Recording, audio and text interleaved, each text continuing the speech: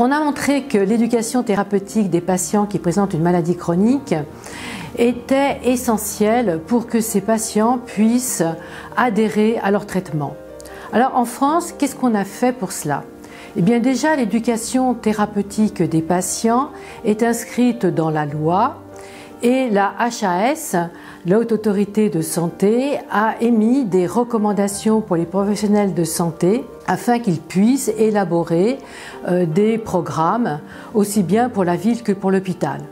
Alors aujourd'hui, eh bien, on peut dire qu'on observe un très grand nombre de ces programmes et notamment l'année dernière, rien que pour l'Île-de-France, il y avait 849 programmes, aussi bien dans le diabète que dans les maladies rares ou en oncologie. Mais ce qu'on peut regretter, c'est qu'en fait, il manque de programmes en ville. C'est principalement retrouvé à l'hôpital, alors qu'en ville, on trouve le plus grand nombre de patients qui présentent des pathologies chroniques.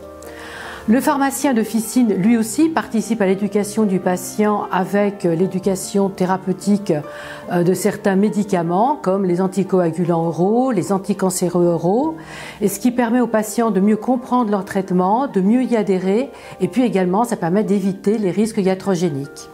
Enfin, les laboratoires pharmaceutiques, que peuvent-ils faire? Déjà, ils n'ont pas accès direct aux patients.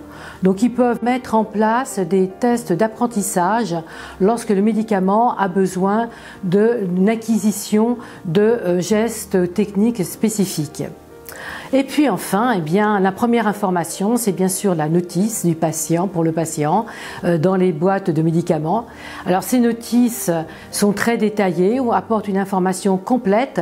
Donc au global, on peut dire qu'il existe différents principes en France pour pouvoir mettre en place cette éducation thérapeutique.